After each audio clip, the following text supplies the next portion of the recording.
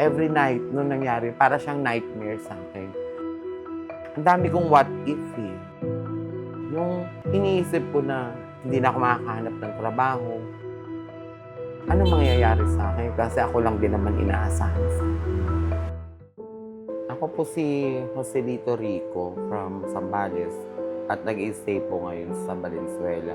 Ang dati ko pong trabaho is factory worker as power press operator. Ang karaniwang ginagawa ko po dun is naguhulman ng lata. Nangyari po yung aksidente way back November 3, 2023. Dapat uuwi na talaga ako kasi binawi ko yung overtime ko for 8 hours lang talaga ako. Iniisip ko kasi kailangan ng gawa. So, gumagawa pa rin ako. Nagkataon na yung makinang hawak ko, yung pinakamalaki, tinatawag nilang 5 liters. Nagloko po siya. Nag-double punch po yung machine na yun na instead na, although na naka-manual, isang punch lang siya. So, nagdoble po siya. Kaya, ayun. Nung time na yun, nabigla ako. Para ako nawala sa sarili na lutang. Kasi nakita ko yung daliri ko, nasa machine talaga siya.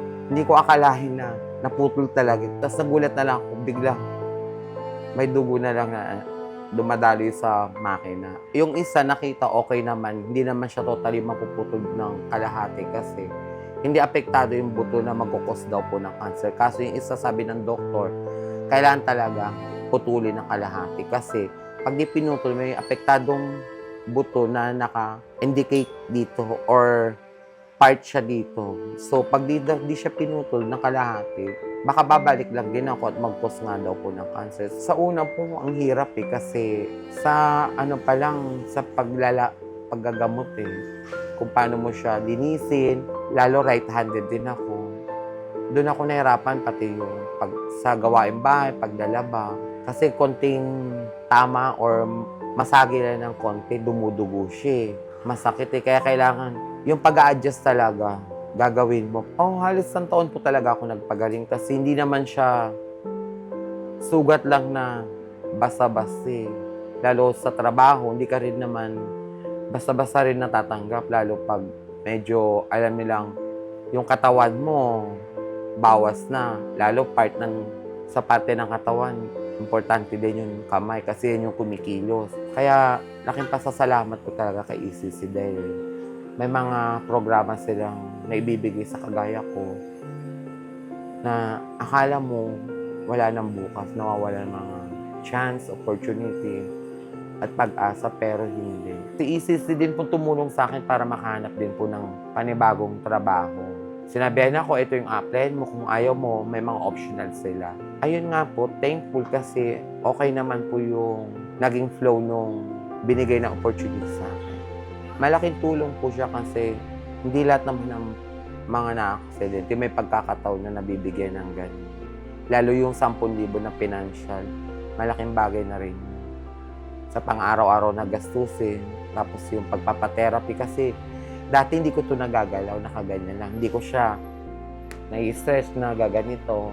Pero mula na napatherapy ako, nagaganyan ko na siya na iba. Para bumalik doon dati kong pesa. I expect lang yun nga lang yung financial assistance for 10,000. Marami pa pala sila mga programang binibigay. May psychological test silang tinatawag. Then, si prosthesis, medyo naging komportable din ako kasi parang siyang totoo eh. Pag sinusuot mo siya, yung self-confidence na tinatawag na nawala sa akin, medyo nanunumbalik, paunti-unti.